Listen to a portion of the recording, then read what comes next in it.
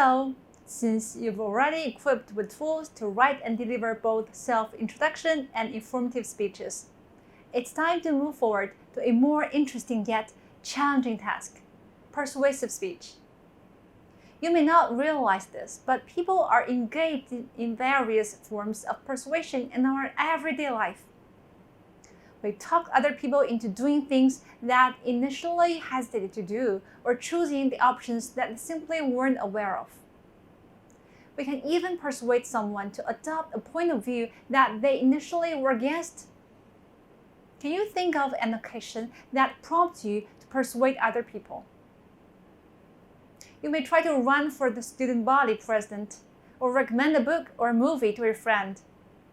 Someday in the future, you may want to convince your boss that you should have a pay rise or an opportunity to attract bigger clients.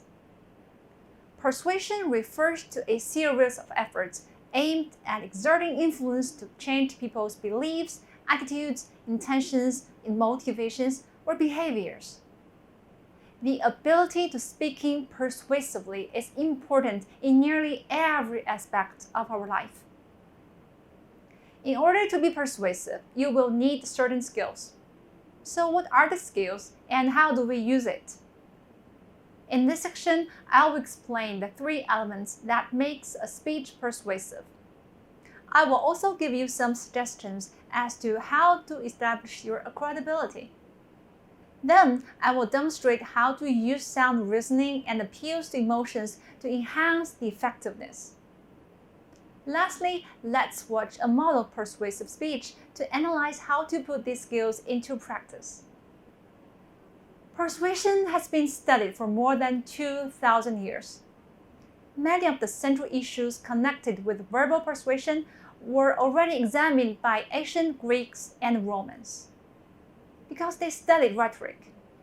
It is a discipline that explores the art of persuasion and constitutes the main focus of the ancient educational system in ancient West.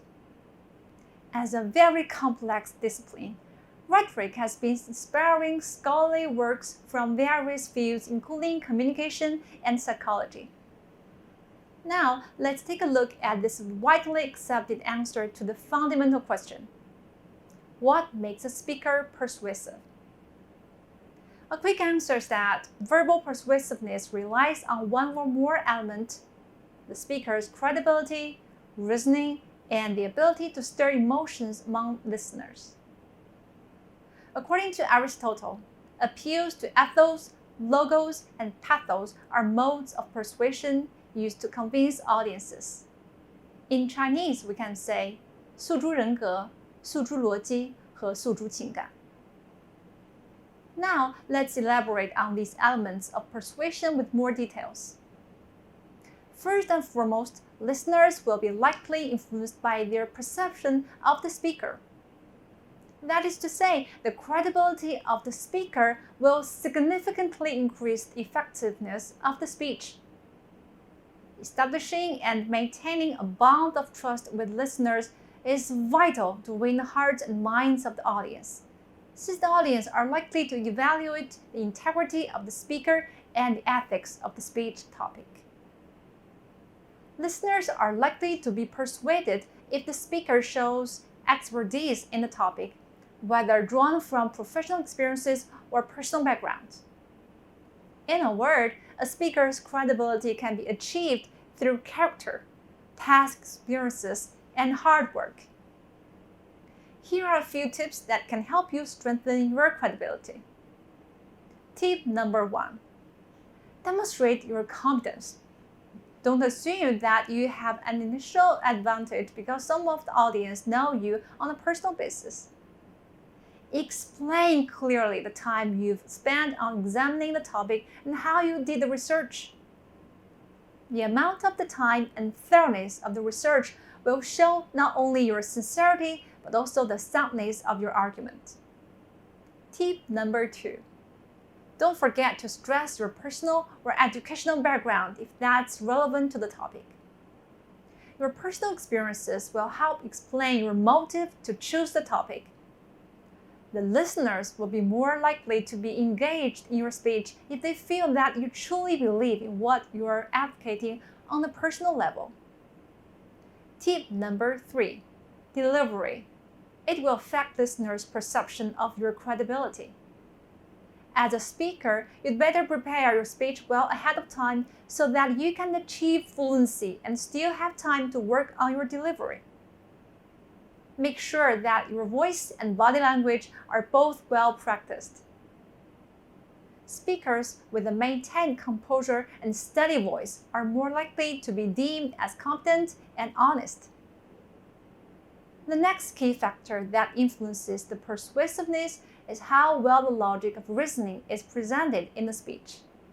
Sound and valid reasoning will greatly enhance the speaker's likelihood to change the attitudes and behaviors of the audience. There are 4 types of reasoning: inductive, deductive, causal, and analogical. Let's briefly look at each one. Inductive reasoning, also known as bottom-up logic, creates generalizations based upon observations. It starts from specific instances and reaches to a general conclusion or principle. Here are 2 very simple examples. Number 1, the chair in the living room is red. The chair in the dining room is red. The chair in the bedroom is red. All the chairs in the house are red. Number 2, Michael just moved here from Chicago. Michael has red hair. Therefore, all people from Chicago have red hair. As you can easily tell from these 2 examples, with inductive reasoning, you are only able to establish theories based on limited evidence or knowledge. The rest will remain open and the conclusion may not be 100% guaranteed. So when using inductive reasoning, it's important to recognize there is always room for error. As a result, you should always avoid overgeneralization. Choose your quantifier carefully and back your argument with well-researched statistics, if available. All men are mortal. Socrates is a man. Therefore, Socrates is mortal. When you follow deductive logic in your speech, pay special attention to the premises that you propose to make your argument. If they are not widely accepted principles, or your audience analysis told you that some remain skeptical about your point of view, use evidence to support the premises. Make sure that they are all solidly built and well accepted before you move to present your conclusion. For example, if the speech is to advocate a more supportive parenting style, the speaker needs to demonstrate the negative effect of the so-called tiger parenting. However, in reality, tough love is still commonly practiced in many families where discipline and authority are valued. So, the speaker will have to draw on scholarly works and testimonials to make a bulletproof case that authoritarian parenting has long-term negative influence on children's mental well-being that lead to lack of social skills and poor school performance. Then, can the speaker move to suggest changes in the styles of parenting? Causal reasoning is the process to establish the relationship between a cause and its effect. This 3rd type of reasoning is based on the idea that any cause leads to a certain effect, and it is an example of inductive reasoning. When something happens, it is our human nature to ask what caused it to happen and what effect it will bring to. As of today, the science community is still probing what caused COVID-19 to start human transmission. And human beings also like to wonder about effects. For example, we are debating to what extent did COVID-19 pose threat to a global economy, international politics, and the prospect of humankind. In a word, we want to know the effect so as to make decisions about our future. However, in real life, it is often difficult to use the causal reasoning, because even though event A happens after event B, it does not mean that B is the cause of A.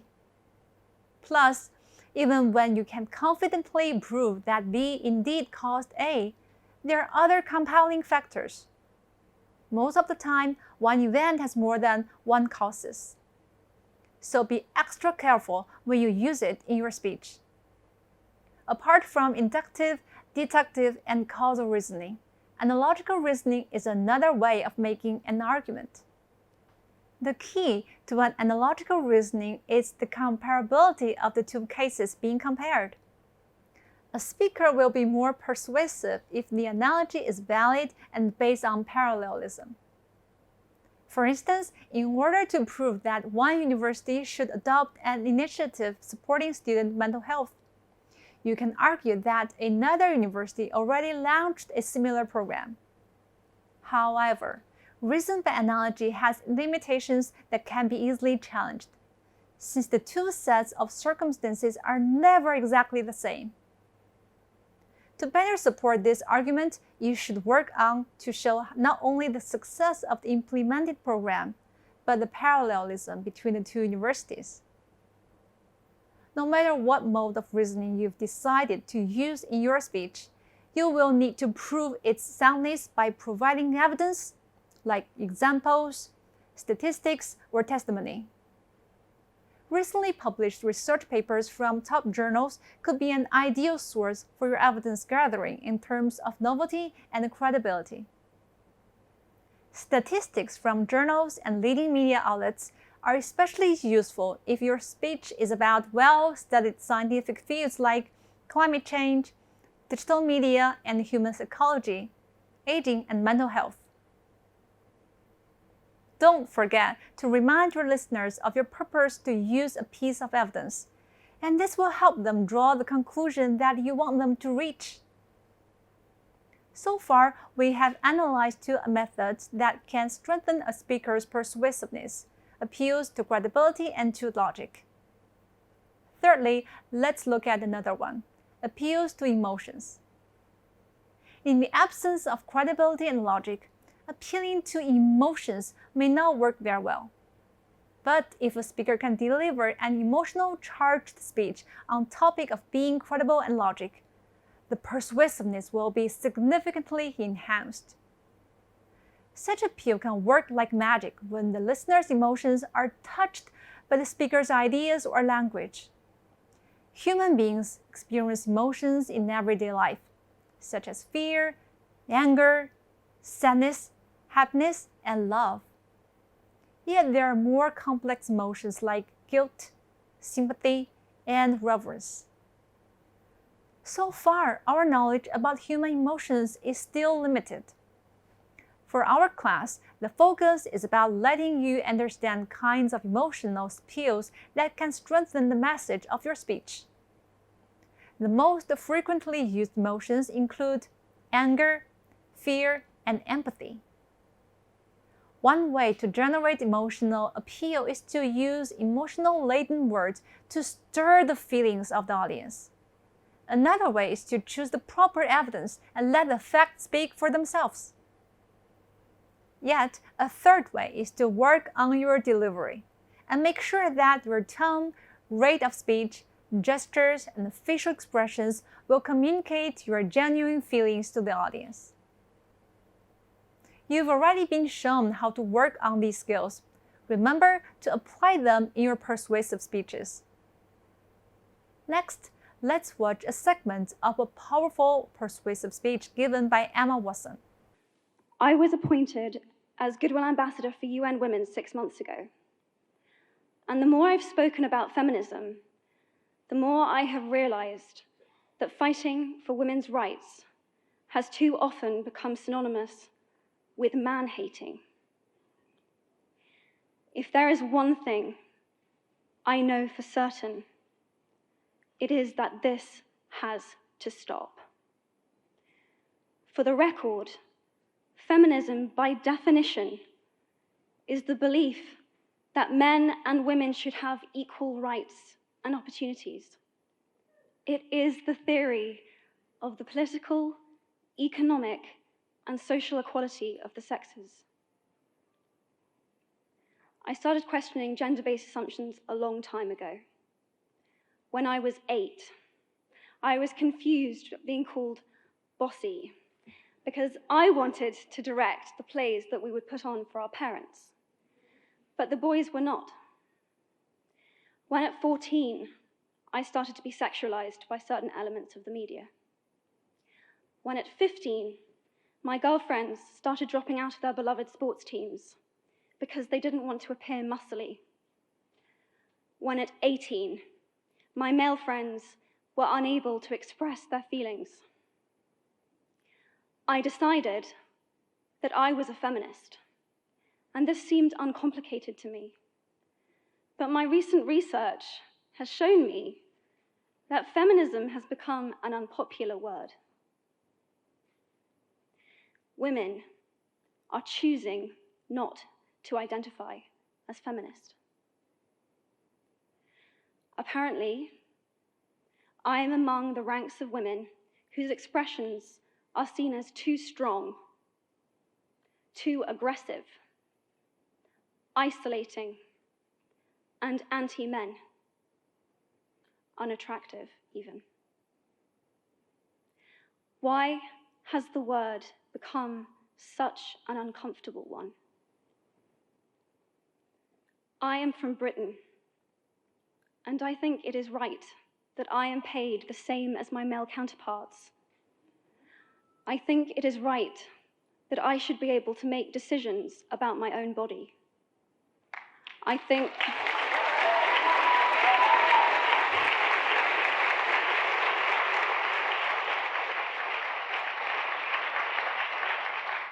it is right that women be involved on my behalf in the policies and the decisions that will affect my life. I think it is right that socially I am afforded the same respect as men. The speech was to promote an UN campaign named He for She, to persuade men to join the battle for gender equality. In this video, Emma made a somber statement about the negative stigma around the feminist label, deploring the fact that feminism had become an unpopular word. Then she appealed to pathos by recalling different times in her life when various forms of inequalities kept resurfacing. In doing so, she invoked strong support from the audience by showing that gender inequality is real, is prevalent, and can happen to anyone regardless of who they are. Overall, the speech was intelligently structured and beautifully paced. Throughout the speech, Emma made direct eye contact with the audience, but it's hard not to notice the slightly trembling in her voice. However, showing vulnerability actually enhanced the speech's effectiveness. She spoke with such intense sincerity that it made the audience believe that she meant every word she said. So, we can tell that when the speaker exhibits the emotions that he or she wants to arouse among the audience, it really works.